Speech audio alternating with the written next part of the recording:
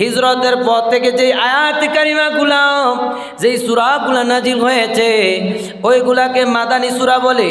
ঠিক তেমনি এই সূরা বাকারাটা মদিনা শরীফে অর্থাৎ হিজরতের পরে নাজিল হয়েছে, সেজন্য এই সূরাটাকে মাদানী সূরা বলা হয়। এই সূরার আয়াতে কারিমা হচ্ছে 286।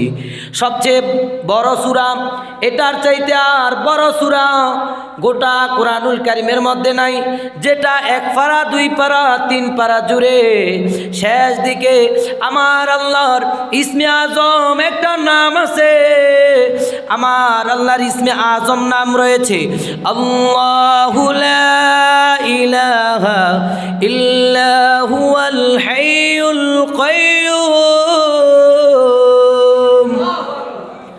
আল্লাহর এই ইসমে আজম যেটাকে আমরা আয়াতুল কুরসি বলি। আয়াতুল কুরসি, কুরসিউন তো চেয়ার, কুরসিউন এমন একটা চেয়ার, সর্বোচ্চ মাকাম।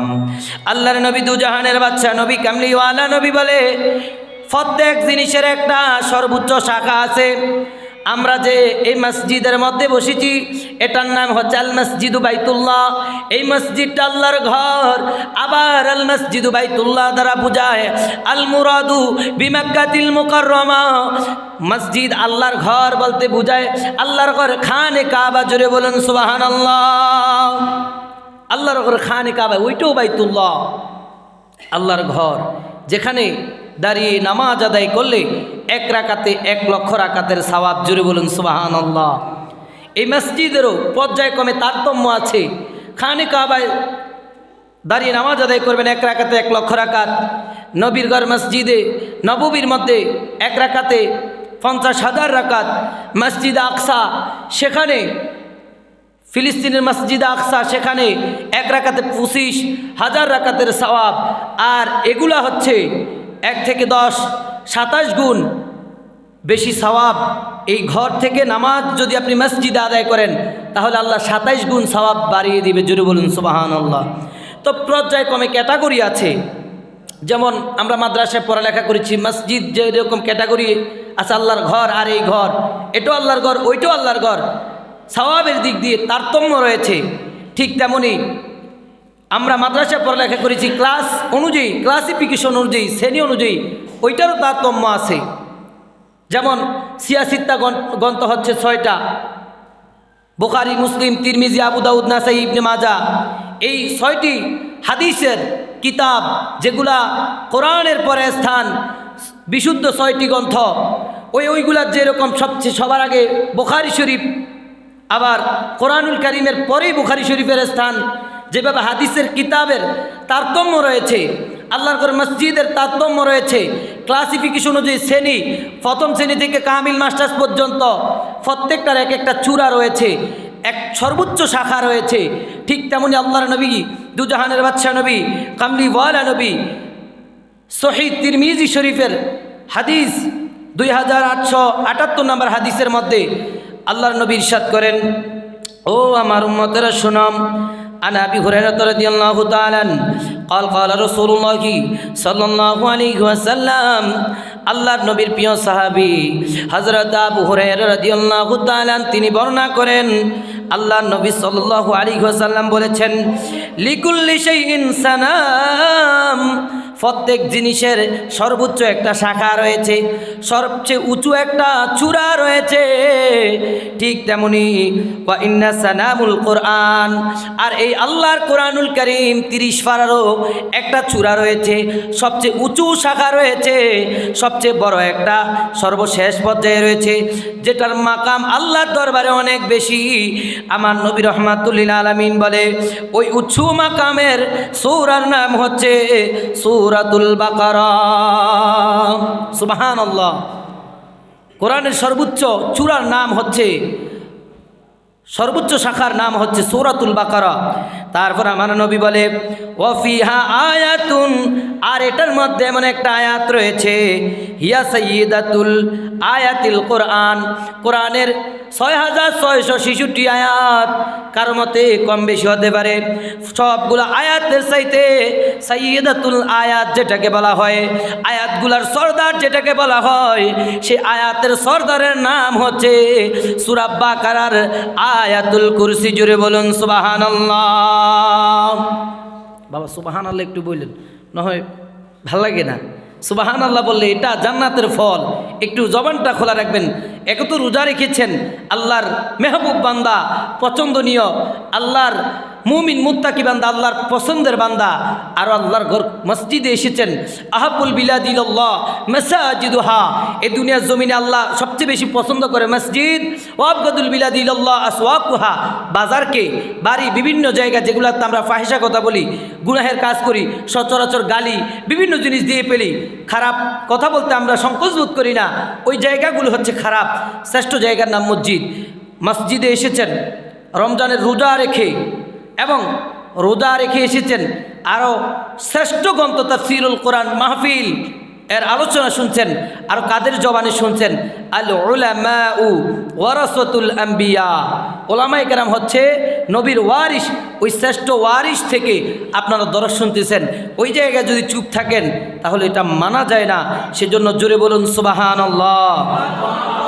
মুআজ্জিজ মুকাররম, আমার নবী বলে, সেই আয়াতটা হচ্ছে কোরআনুল কারীমের হিয়া আয়াতুল কুরসি, এটা আয়াতুল কুরসি।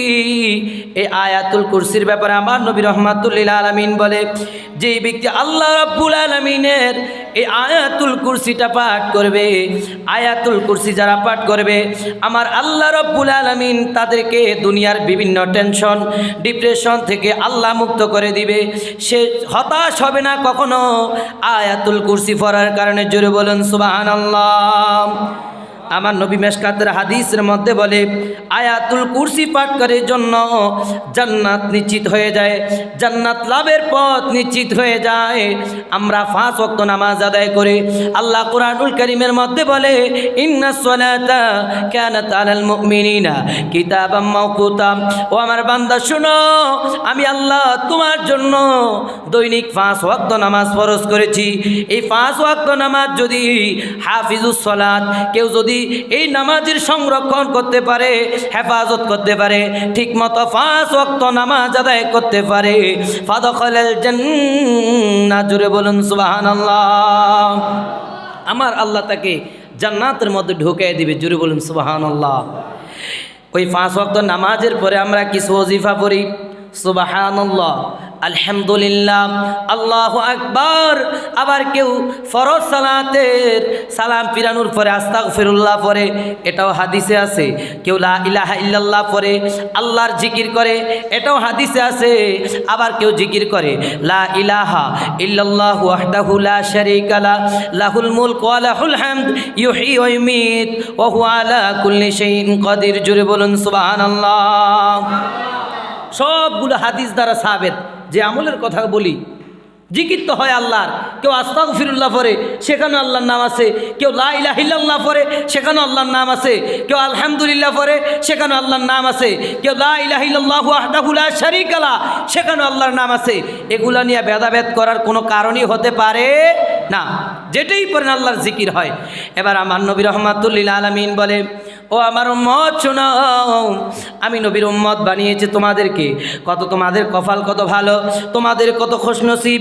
আমি নবী রাহমাতুল লিল আলামিন জানিয়ে দেই, আমার কোন উম্মত যদি 5 ওয়াক্ত নামাজের পর আমি নবী একটা আমলের কথা তোমাদেরকে জানিয়ে দেই।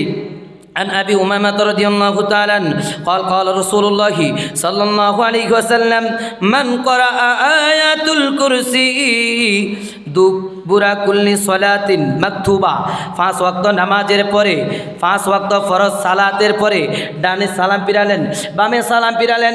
সালাম ফিরানোর পরে আমার নবী বলে, কেউ যদি আয়াতুল কুরসি পাঠ করে মান করা, কেউ যদি পাঠ করে আয়াতুল কুরসি, আয়াতুল কুরসি অর্থাৎ সূরা বাকারার 255 নম্বর আয়াতটা কেউ তেলাওয়াত করে, আমার নবী রাহমাতুল লিল আলামিন বলে লাম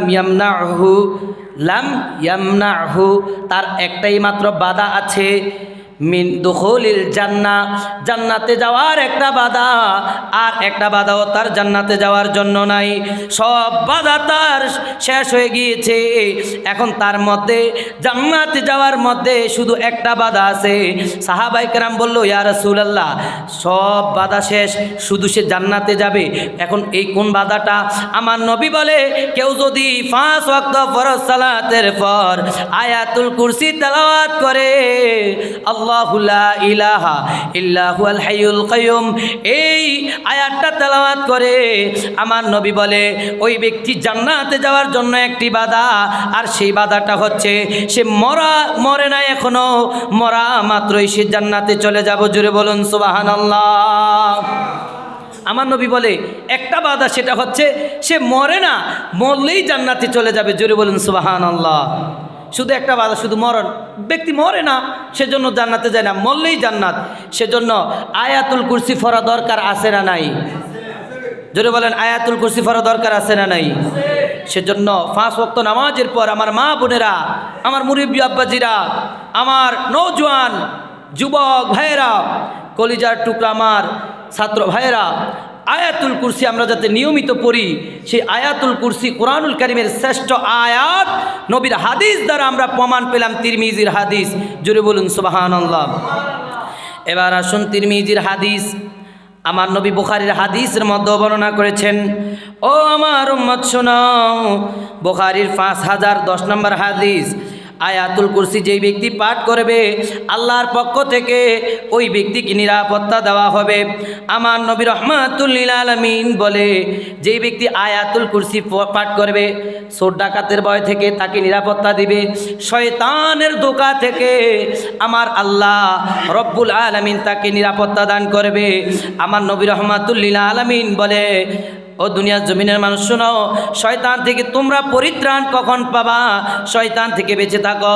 আল্লাহ বলে, ইয়া আইয়ুহাল্লাযিনা আমানু, ইয়া আইয়ুহাল্লাযিনা আমানুত্তাকুল্লাহ হাক্কা তুকাতিহি ওয়া লা তামুতুন্না ইল্লা ওয়া আনতুম মুসলিমুন।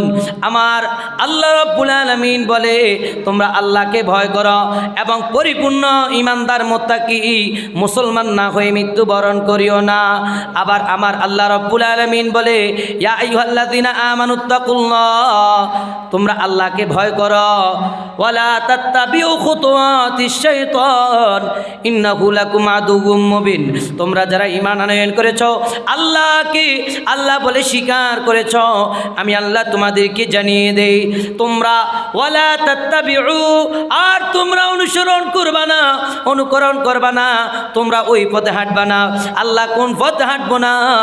আল্লাহ বলে খুতুওয়াতিশ শয়তান, শয়তান যেই পথে হেঁটেছে, শয়তান যে আমল করেছে, শয়তান যে কাজগুলা করে, যেই কাজের মধ্যে গুনাহ আছে, যে আমলের মধ্যে গুনাহ আছে, ওই আমলগুলো তোমরা করবা না। আল্লাহ কেন? আমার আল্লাহ বলে, ইন্নাহু লাকুম আদুউম মুবিন, নিশ্চয় শয়তান হচ্ছে তোমাদের এই দুনিয়ার জমিনে প্রকাশ্য শত্রু। জোরে বলুন নাউজুবিল্লাহ। শয়তান প্রকাশ্য শত্রু। ওই শয়তান থেকে বাঁচার জন্য আমাদেরকে আয়াতুল কুরসি পাঠ করতে হবে। মুআজ্জাজ মুকাররম মুসল্লিয়ানে কেরাম, আমার নবী বলে, ওই শয়তানের ধোঁকা থেকে তোমরা তখনই বেঁচে যাবা যখন আয়াতুল কুরসি পড়বা। আন আবি হুরায়রা রাদিয়াল্লাহু তাআলা আনহু قال قال رسول الله صلى الله عليه وسلم وقلني رسول الله صلى الله عليه وسلم, রাসূলুল্লাহ সাল্লাল্লাহু আলাইহি ওয়াসাল্লাম আমাকে নিযুক্ত করেছে বিহিফজি যাকাতি রমাদান। জোরে বলুন সুবহানাল্লাহ। আমার নবী রাহমাতুল লিল আলামিনকে আরেকটা হাদিসের মধ্যে যাই, আমার নবী রাহমাতুল লিল আলামিনকে সাহাবায়ে কেরাম প্রশ্ন করলো, ইয়া রাসূলুল্লাহ, ইয়া হাবিবাল্লাহ, এই ফরজ নামাজের পরে সবচেয়ে উত্তম আমল কি?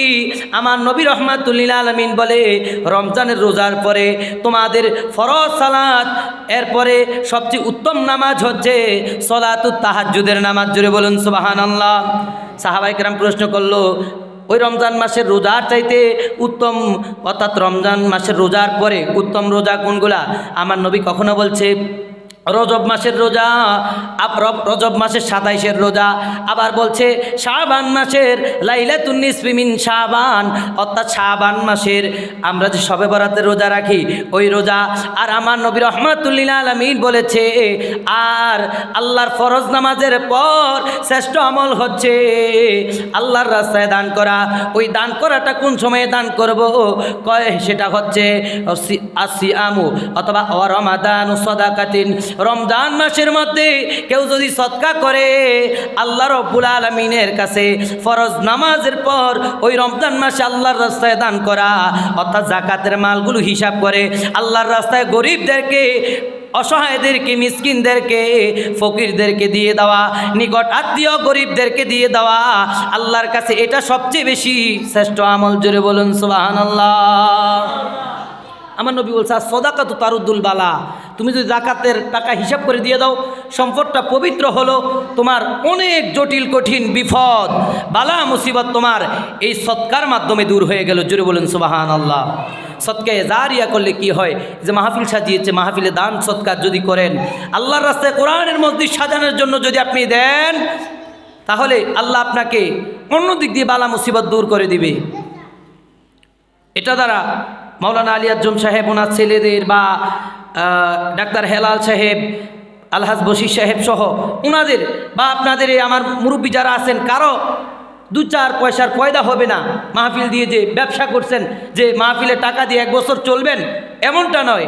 এটা আয়োজন করেছে কোরআনে কিছু আয়াত শুনবেন, তেলাওয়াত শুনবেন, ইমান মজবুত হবে। জাদাতহুম ঈমানা, আপনি কোরআনের তেলাওয়াত যতই শুনবেন মরণকালে আপনার কোরআনের তেলাওয়াত আল্লাহর কালাম অবশ্যই অবশ্যই নসিব হবে। এটা আল্লাহর কোরআন বলেছে। জোরে বলুন সুবহানাল্লাহ।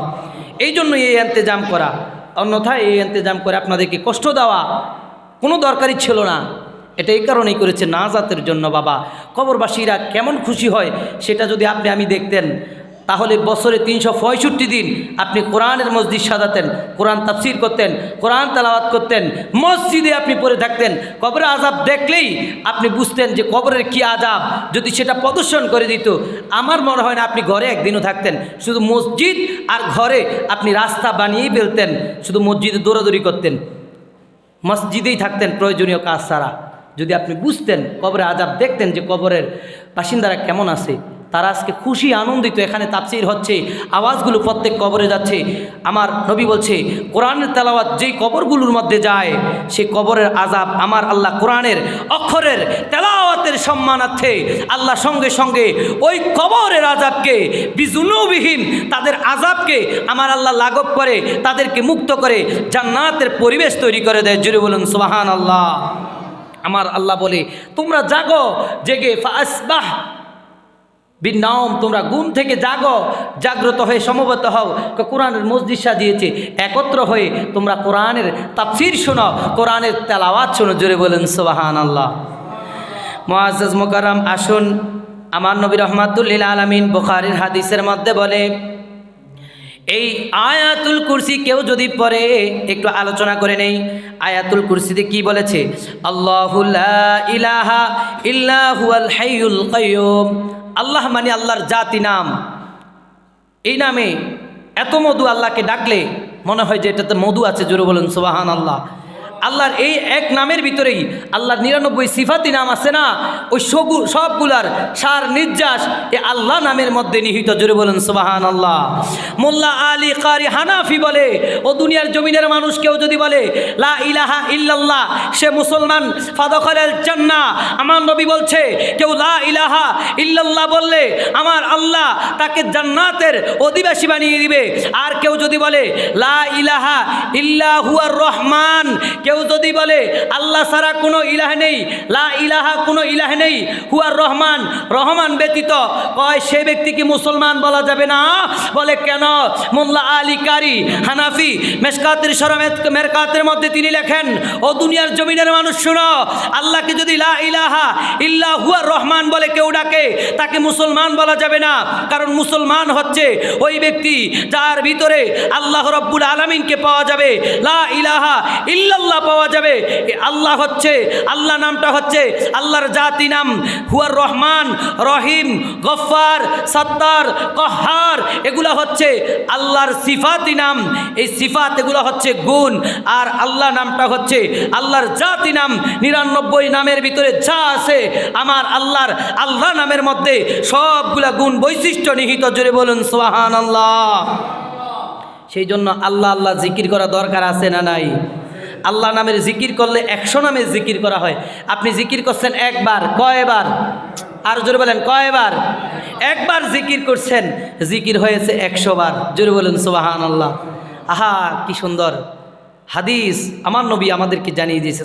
উম্মত তোমাদের কত খুশনসিব, অন্যান্য নবীর উম্মতরা পর্যন্ত আমার উম্মত হওয়ার জন্য ফজিলতের কারণে দরখাস্ত করেছে আল্লাহর দরবারে, আর তোমরা বিনা দরখাস্তে আল্লাহ রাব্বুল আলামিন তোমাদেরকে, আমি নবী রহমাতুল্লিল আলামিনের উসিলায় বদন্যতায় তোমাদেরকে শ্রেষ্ঠ উম্মত বানিয়েছে।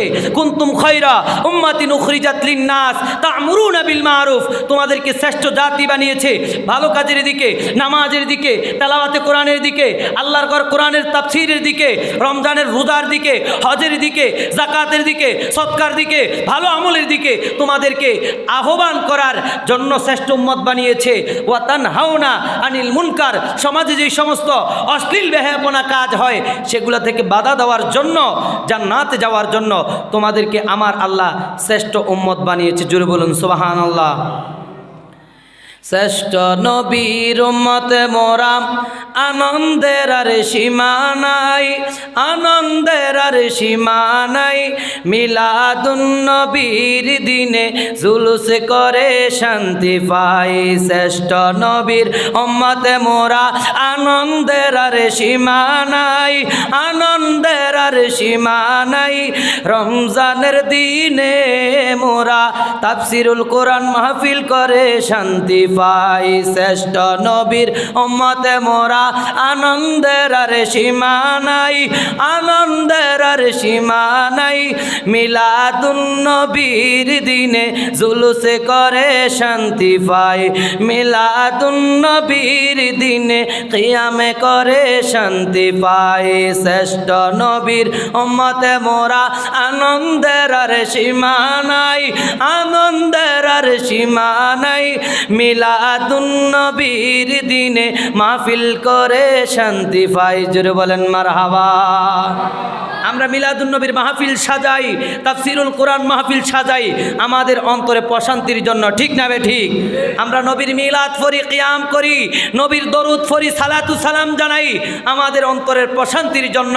দুনিয়ার টাকা পয়সা, স্বর্ণ গহনা এগুলো আমাদের হৃদয়কে শান্তি দেয় না, আমাদের হৃদয়কে শান্তি দেয় যতটুকু নবীর মিলাদে, নবীর দুরুদে, নবীর শান ও আজমতে, ঠিক না বে ঠিক? সেই জন্য আমরা গর্বিত আকায়েদে আহলে সুন্নাহর উপর। আল্লাহ আমাদেরকে রেখেছে এই সমাজটাকে, যুব সমাজকে আল্লাহ যাতে আকায়েদে আহলে সুন্নাহর উপর এ তাফসিরুল কোরআন মাহফিলের উসিলায়, রমজানের উসিলায় প্রত্যেককে আকায়েদে আহলে সুন্নাহর মানহাজকে, আকীদাকে ধারণ করে কবর জগতে যেতে পারে সেই তৌফিক দান করুক। সবাই বলেন আমিন। মুআজ্জাজ মুকাররম মুসল্লিয়ানে কেরাম, এখন আসুন যেই কথাটা বলতেছিলাম, আল্লাহু, তারপরে বলে লা, আল্লাহ অর্থ আল্লাহ, এটার কোনো অর্থ হয় না। আল্লাহ মানে আল্লাহ, যেটার মুরাদ হচ্ছে আল ইলাহ বা রব্বি বলা হয়। রব্বুন